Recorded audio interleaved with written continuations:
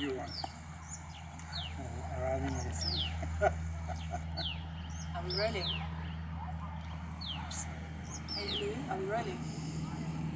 Herman, thank you so much for this experience.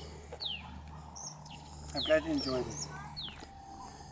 And I sometimes like have something inside of me that like jumps up a lot, and it's always triggered by something that excites me, and normally it's people. Most of the time I'm a people kind of person. But it wasn't happening when I arrived here, but it started happening when I was about to leave. So in the whole theme of things that are invisible and me not actually being able to physically show, I don't know, I don't know, I don't know, like you said, it's going to take a couple of days to sink in. The gift of the horses are tremendous. You get this experience a day or two afterwards, and then maybe a month later there's another insight that comes, especially because you're talking about the invisible. The horses see that, or they pick up on that. Now you can be scientific about it and say they have very well developed mirror neurons, and they pick up on our emotional vibrations, and that in itself it's beautiful. It's how we are put together as humans and horses is really something beautiful for me. And it happens in the invisible, and like Marie said, because we talk about things, sometimes we think that talking is the only reality that exists, and it's not true. Talking is just one of the ways of expressing a reality. We can say the other common ones is writing or drawing, but there's more than that as well. There's that connection that you experience with the horses. That's also a reality. It's incredible. What else can you tell me? I don't know what to say. And that's another thing, to be okay with sitting in silence and allowing this to sink in. That's another part of the gift that you have, is that you don't need to say something. Horses are the only animals that are like this. No, some people use dolphins.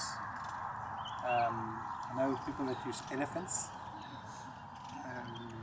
Some people do it with dogs as well. But the horses are unique. They have this age-old connection with mankind. It's just awesome.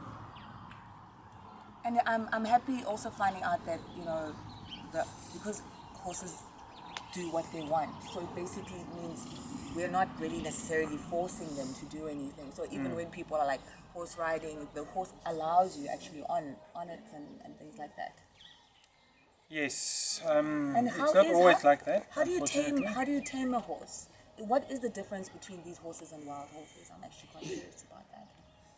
Yeah, Marie would probably answer that better than I do. But there are tame horses, and then there's what they call broken-in horses. And the terms are obviously two different processes. Some people really break the horse into submission, while taming the horse is a process of teaching the horse certain skills, learning them how to canter, learning them how to trot in a proper way. Just like athletes need to train specific movements to compete in their sport, horses also need to do that. And the horse trainer does that. So what Marie does, what you now see her doing, is she's training the rider, but she also trains the horse in the off-season. Spends time with the horse to show. And what message, you know, have you got for us in terms of explaining what you do, and this being an example of how you teach us to create ourselves? That's a difficult question.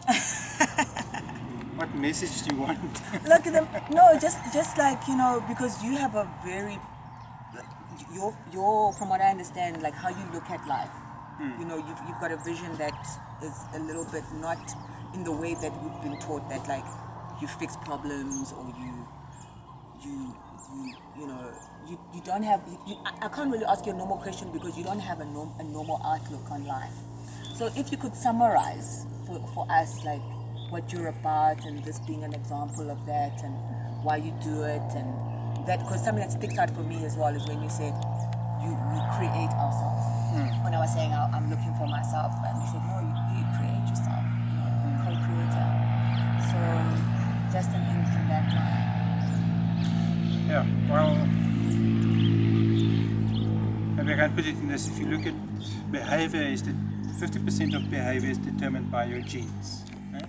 It's sort of the raw biological material that we have. Right? And the other 50% is determined by your conditioning and the choices you make. Now that 50% is divided into 10% and 40%. What do you think? How much does conditioning get and how much does choices make? The conditioning is divided into 10% and 40%. Sorry? No, the second half of behavior. The first half, 50%, Yeah. is genes, Yeah. biological. Huh? Yeah. The other half is divided into Experiences and conditioning. choices and conditioning. I think we've got a lot of conditioning. I think there's a lot of dogma in life, and there's a lot of. How much would you give that percentage-wise? I think there's 40%, isn't it? It's 10%. Is it really 10%? But How come does that 10% have so? I feel like it's got so much influence over Exactly, us. right? That 10% is everything built up that we've been taught, that we've been experienced, our personality, our character, all those stuff is all built in that. All those stuff is built. It's a big 10%, but it's still just 10% of our potential. So people who live on autopilot, they don't question what they do or think. They live to about 60% of the capacity.